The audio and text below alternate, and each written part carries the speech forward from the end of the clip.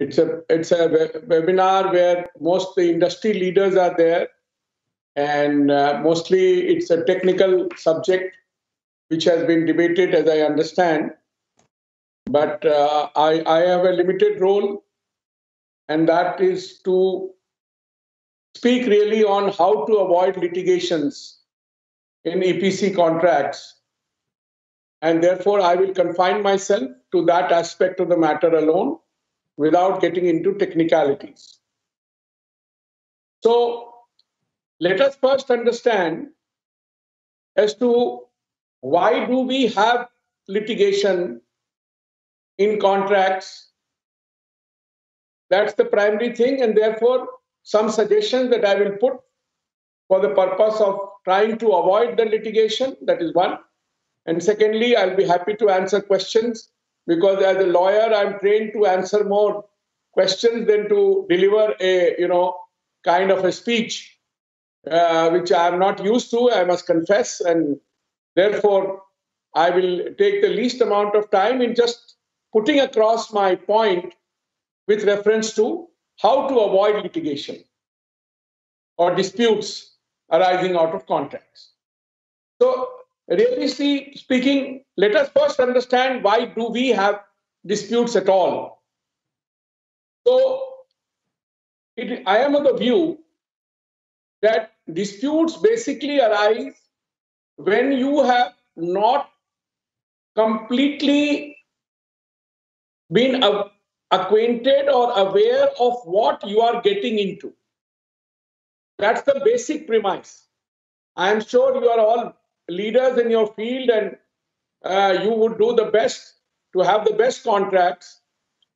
But at the same time, it is important to understand that when you get into a contract where both parties must work in tandem with each other, you must be fully aware of all the circumstances that could arise and foresee what could be the difficulties that you are likely to face and what could be the litigation thereafter.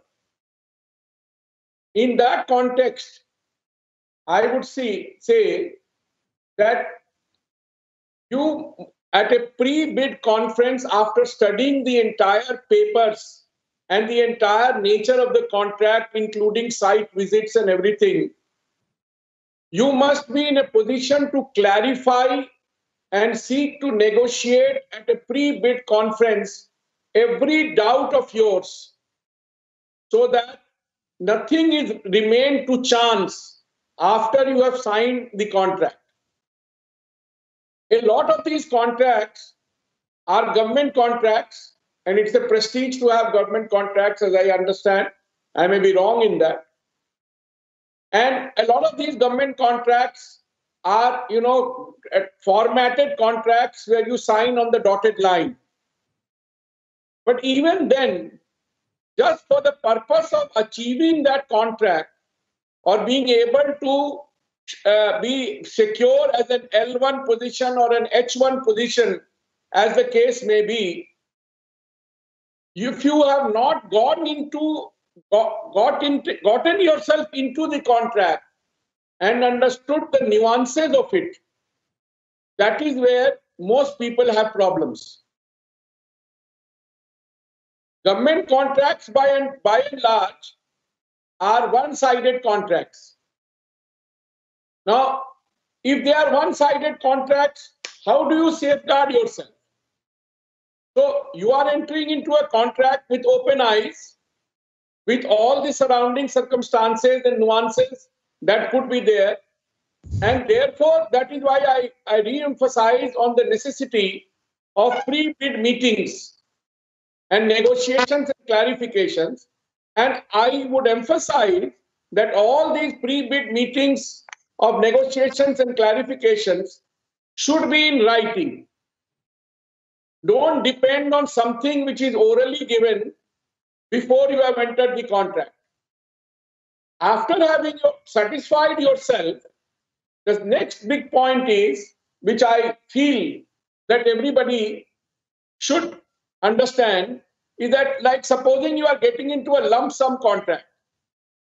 which I would think an EPC procurement and construction contract would have, is that it would entail designing material, works, and construction, apart from mobilizing all your things that are required for the purpose of the contract. Now, when you get into the design and the specifications, it is there where most problems arise at a later date, that the designing that you have done is not to my satisfaction. The specification that you have given, I have given, you have not matched that specification, coupled with the very important fact that there may be changes and variations made in the design or the specification after you have entered into the contract.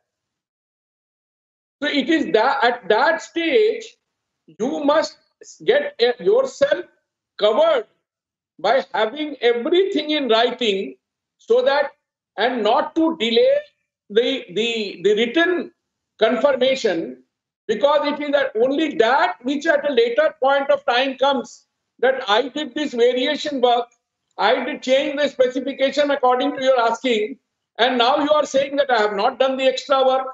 Now you are saying that I did not change as per your requirement.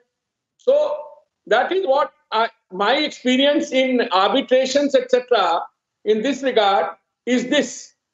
So therefore, another important thing that I am trying to emphasize is that all these variations or changes, either in the designs or the specifications, must be taken in writing as and when they are made, to avoid any kind of litigation at a later point of time. Thirdly, and that is also, in my humble view, an important aspect, that don't be in a hurry to become L1 or H1, as the case may be. The emerging trend, as I understand, is instead of being the lowest or the highest tenderer, it is what you have, as I said earlier, gotten into, and how best you can do it without undercutting your monies or overspending your monies. So therefore, you must be in a position to decide for yourself that it is not important, very so much important, that I must get the contract as an H1 or L1, because today, very many times after you have submitted your tender and or enter in the pre-negotiating bids, people do understand that yours may be a better one than the lowest or the highest, and they are willing to renegotiate with you. So don't get into this undercutting part or the overspending part, which is where you will later on find yourself in a very uncomfortable position in completing the thing, or in doing something which you may be required to do and you are not in a position to do. So that's another important part. It is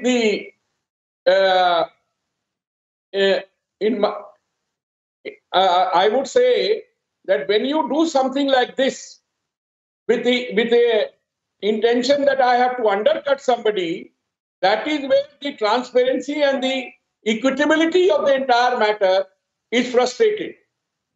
And you may also frustrate the contract because of what you did not foresee at a prior point of time. So this is another aspect that I wanted to speak on. Then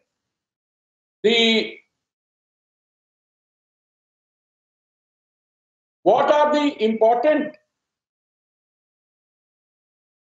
pre-contractual stages which are important, though I may be speaking in favor of my profession and my colleagues, but it is important that legal advice at the time of negotiations is there with you available at all times, so that you can get the best deal without having to compromise either on quality or on quantity or in any other way.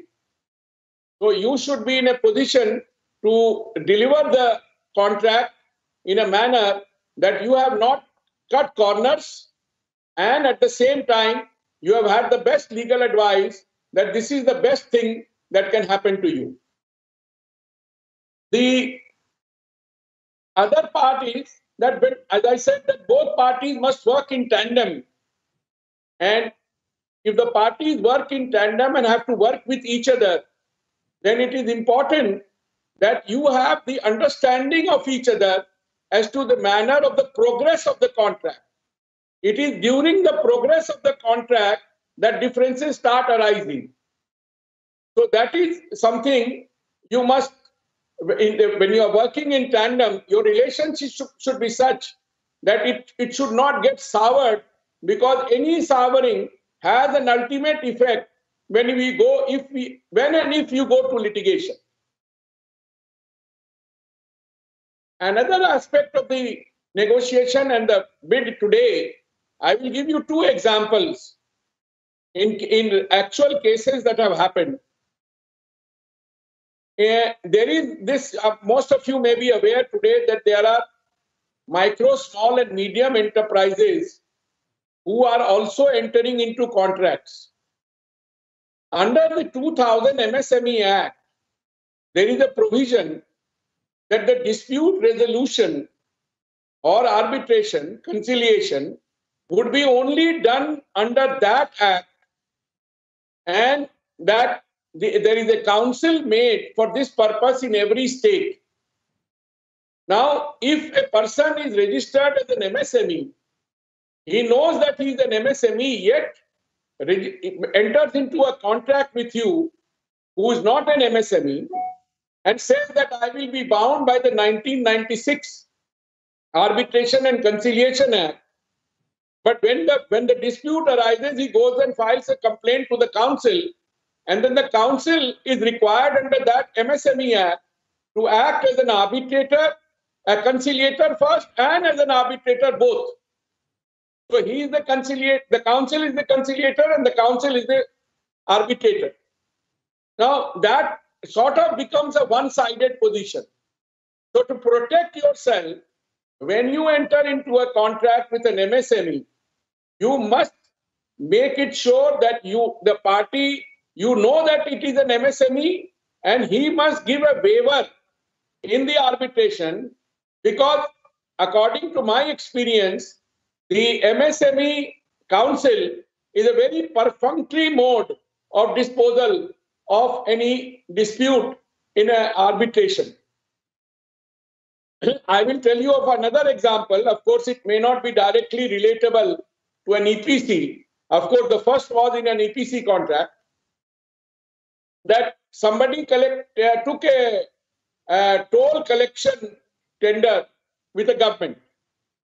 And the toll collection was such that you had to pay monies every day, a fixed amount for every day's collection. Now what happened was that the road itself, or the bridge was in a dilapidated condition and was held to be unfit for travel. So every vehicle other than the light vehicle was stopped from moving on to that bridge. And the bridge the traffic was diverted to other routes, and a new bridge was started to be constructed next door. So the contractor applied that you please terminate this contract. It is incapable of performance. It is bound by the doctrine of frustration because you are not getting the traffic. The government turned around and said, you have entered into this contract with open eyes, and it is mentioned there that the stoppage of traffic will not lead to any kind of exemption or reduction of the monies payable by you. Now you again go to litigation, that whether it is an onerous contract, whether it is bound by the doctrine of frustration, etc. So why I am giving you this example is that these are such small things which may not be envisaged at the time when you took the contract, because you just wanted to take the contract. That is where we will have a problem. So I think I will end here with these examples, and I would rather take questions from you and answer in real time as to what you may be having problems, which I can answer in a legal way, and that would be easier for me to go ahead. Yes, sir. So the first question that we have is, while bidding for PSU projects, many times pre-bid queries are not adequately addressed by owner or PMC and frequently replied by a simple sentence, follow ITB. What is your suggestion in this context from the perspective of a bidder? Well, if the answer to a clarification which is given is in a simple formatted manner in this way, the best way is to insist or walk out of it. And I feel that these kind of answers are mainly given in government contracts, where the officer doesn't want to do it. But there is another way of doing it. You could also apply today, you have the tool of the Right to Information Act. So you can, through a third party or somebody, without directly applying, so that your tender stage is still yet to come, you can apply and ask that please tell us how this is to be gone about, because we would like to know. And today almost every information is available under the RTI. Maybe a tender specific argument may not be, but if it has any general connotation, then you are bound to get a reply. But this will not happen, according to me, in private contracts. Okay, sir. Yeah. So the next question we have is, what is the typical scenario of time schedule for arbitration process in India? Our experience is in excess of 5 years for such arbitration. This is a question from Marcus and Milind.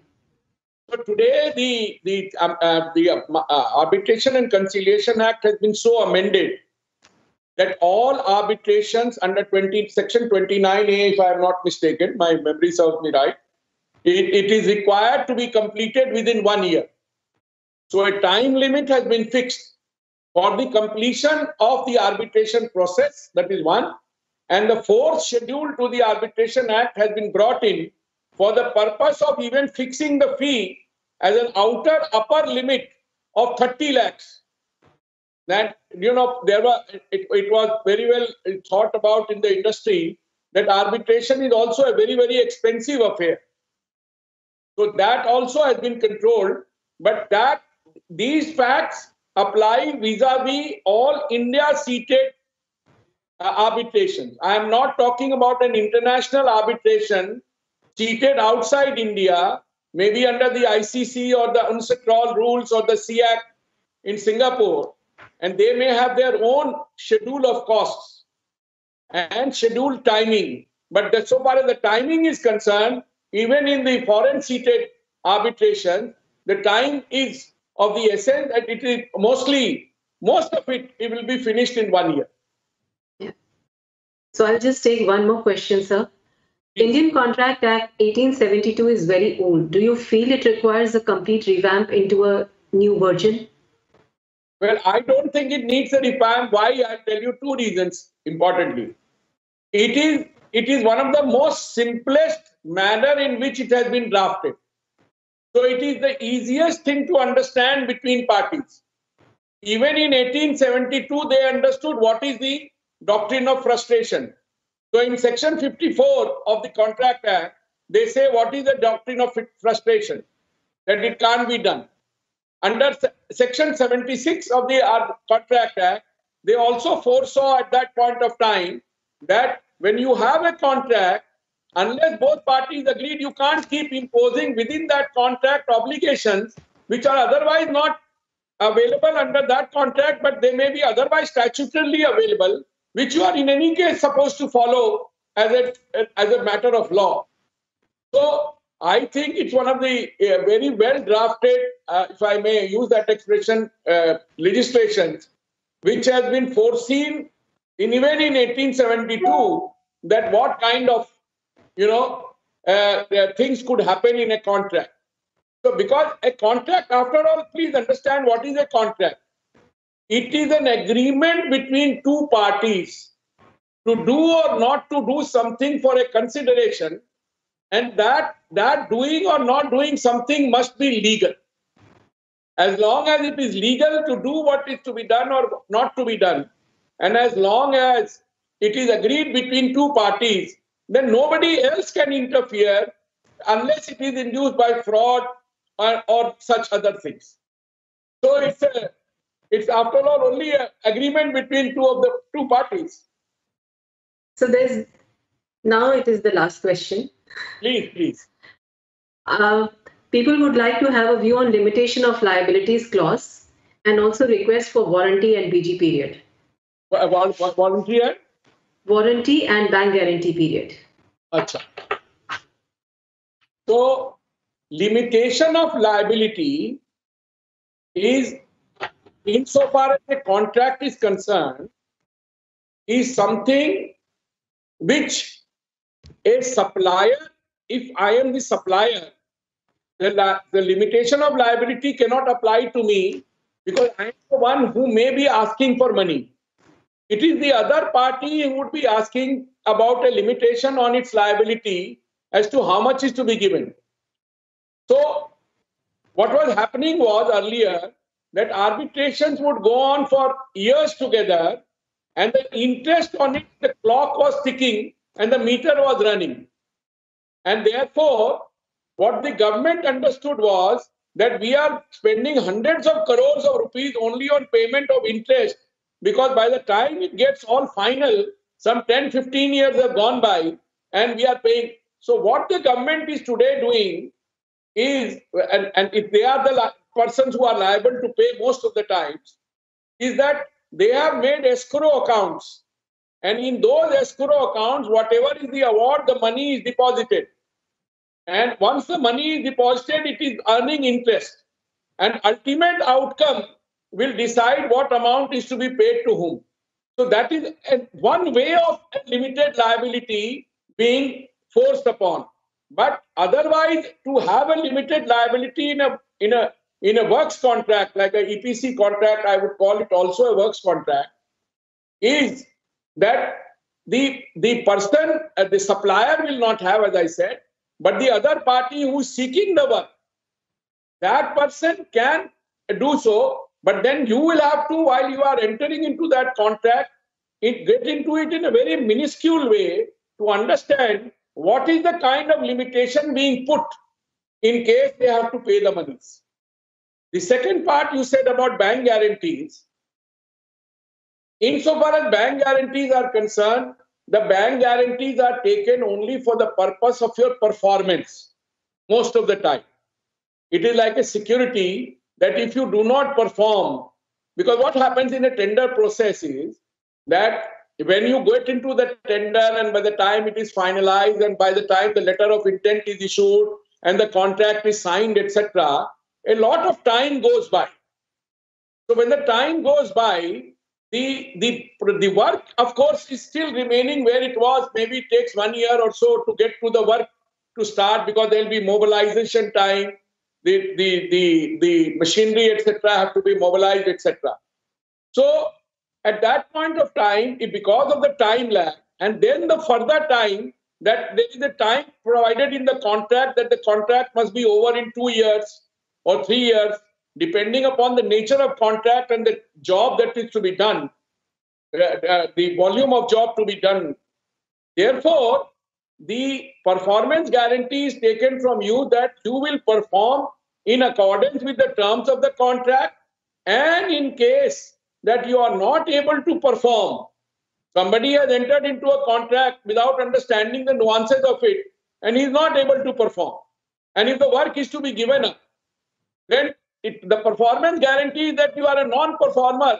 Therefore, I will take your money, and thereafter the litigation will happen, if at all it will happen, because you didn't know anything about the contract. So basically, bank guarantees are in the nature of performance guarantees which are taken in contracts.